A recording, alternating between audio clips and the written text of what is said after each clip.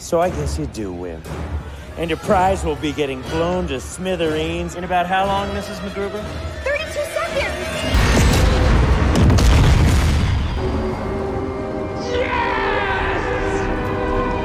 All right, that intro took all of this episode's budget, a whole $1, so let's just get into this Monarch Episode 7. You know how this goes. People are switching names, evil science experiments, and things you missed.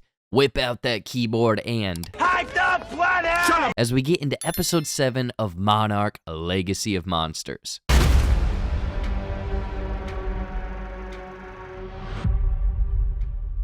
So somehow Tim survives the helicopter crash in what can only be explained as a cut scene from Zack Snyder's 300 and meeting up with Kate and Kentaro at the Tindolf airport. One thing I noticed is that Algeria has Godzilla warning stickers as well, meaning that the entire world is taking the Titan threat seriously and establishing precautions quickly. In the bathroom, the mirror shows two Mays, symbolizing her double life, as she's kidnapped by some men in black, and we slowly find out that May isn't actually May, but rather Korra. Who? This all ignites a handful of May, or I guess Korra flashbacks, revealing why she had to leave the country, change her name, and hide out in Japan. It's confirmed that she was a world-class hacker, computer database engineer, whatever, and was headhunted by Brenda to work for AET, Applied Experimental Technologies, roughly 30 months before Kate and Kentaro met up with her. Through these various flashbacks, Korra slowly becomes more and more worried and paranoid about something. She discovered some top-secret research in the cybernetic neuro-interface unit that she was not supposed to see. This actually plays into some massive things later down the line in the MonsterVerse that we'll talk about a little bit later. But clearly this upset her. She hacked in and destroyed years of research, data, and tech because in her eyes it was the right thing to do. However, the bill is due, as Brenda is basically like, you're gonna work this off. You're gonna pay off this debt, as in spy on Monarch from within. The interesting thing is that the authorities are not involved. This is something that Korra even questions, as Brenda mentions that they like doing things in-house, but rather this is entirely to save their own asses, because what the cybernetic neuro-interface unit is doing is highly illegal, unethical, and results in, again, major plot points in later MonsterVerse movies, specifically Godzilla vs. Kong. Switching back to the other group, they Sherlock Holmes it up, looking for May themselves, tracking her to her family's home, where they, too, discover that she had a double life and her name is actually Korra.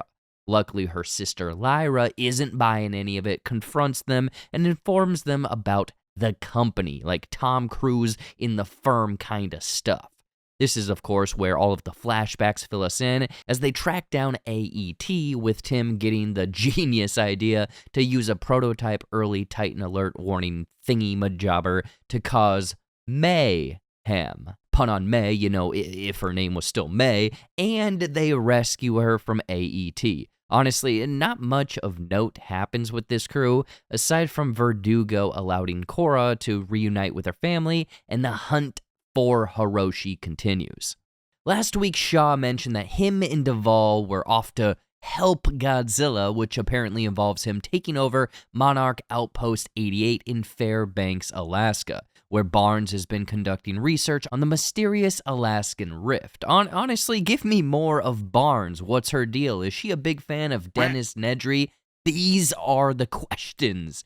Luckily, she avoids the seizure of the outpost, but this Shaw takeover feels very on brand with the same eco-terrorist in Godzilla King of the Monsters. I'm not ready to say that they are one in the same, but they walk in and take over. It's very identical. Outpost 88 is way more militarized than Barnes' Outpost 47, as we learn that the reason Shaw hit this facility is because he wants to use every single explosive that they've got stockpiled on the Alaskan Rift and the Frostvark.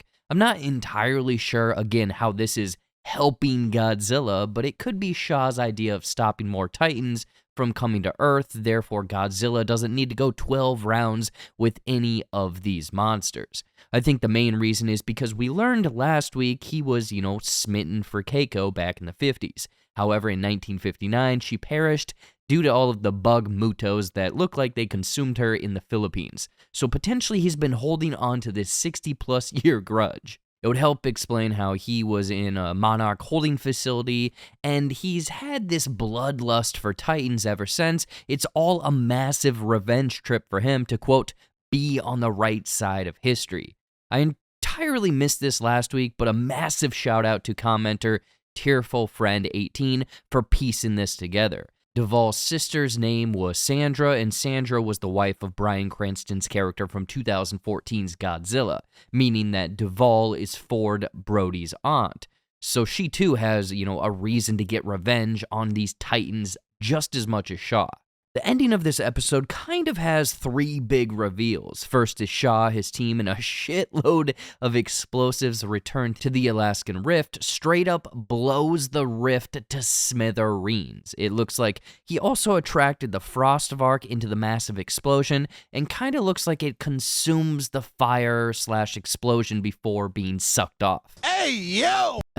Sucked into the rift. I'm saying that this big bad boy will return supercharged from absorbing the blasts. The second thing is Tim urging Verdugo to allow Monarch into the public eye, holding a press conference for national television, informing them of Monarch's presence, their motivations, and how they were the ones who developed the Titan early warning system. Doing her best Bill Pullman Independence Day impersonation, this feels very on brand with how Aliens should have been announced to all of us. Yeah, remember earlier this year, aliens were said to be real and no one cared. I'm curious how this will shift the next few years for Monarch, and more than likely, this is why they are summoned to the governmental hearings in the opening of Godzilla King of the Monsters. The third thing, and maybe the biggest reveal, is that the company Korra was working for, AET, mentioned earlier in the episode that they were going through a rebranding, and at the end it's revealed that the new name of the company is Apex Cybernetics. Oh shit! Oh shit! Anyone aware of the MonsterVerse movies will instantly recognize this as Walter Simmons' company, who actually gets a subtle name drop earlier in this episode, and the creator of Mechagodzilla, which was supposed to allow humanity to become the top apex predator once again. Apex is supposed to be kinda sorta a rival company to Monarch, and again, anyone familiar with Godzilla vs. Kong knows things go haywire. Mechagodzilla rises up. Godzilla and Kong double team Eiffel Tower that robot biatch and end Mecha's destruction. Earlier in the episode, this is teased when Korra sneaks into the cybernetic neuro interface unit, logging into what looks like a Monarch computer, which, believe me, opens up a whole nother can of worms, and discovers trial tests for what later becomes the telepathic remote control system that controls Mechagodzilla.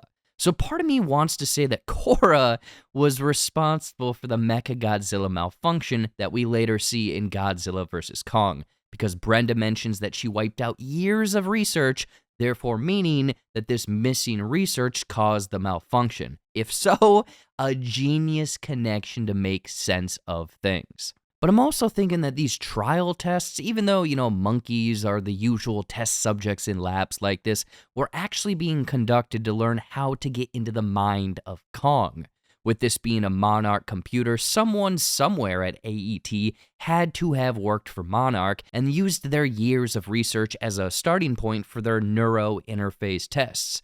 Kong and Skull Island were discovered in 1973, meaning that there's gotta be at least mentions of Kong. This further explains why Korra was so interested in the Monarch files once they were decrypted. She was hoping to find more research on Titans and what AET was looking for. I've been lukewarm on this series week in and week out, but with all of these subtle nods and connections, I'm starting to think that this is a great companion piece and I guess glue to bond the overall MonsterVerse movies. Connecting things without overtly mentioning or dropping cameos is working for me. So that is everything in episode 7. I'm curious how Shaw and Apex will tie into these next 3 episodes, and when are we gonna see this giant flying bat dude? It's gotta be soon, right?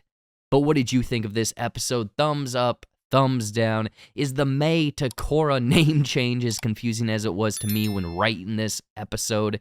Let me know everything in the comments below.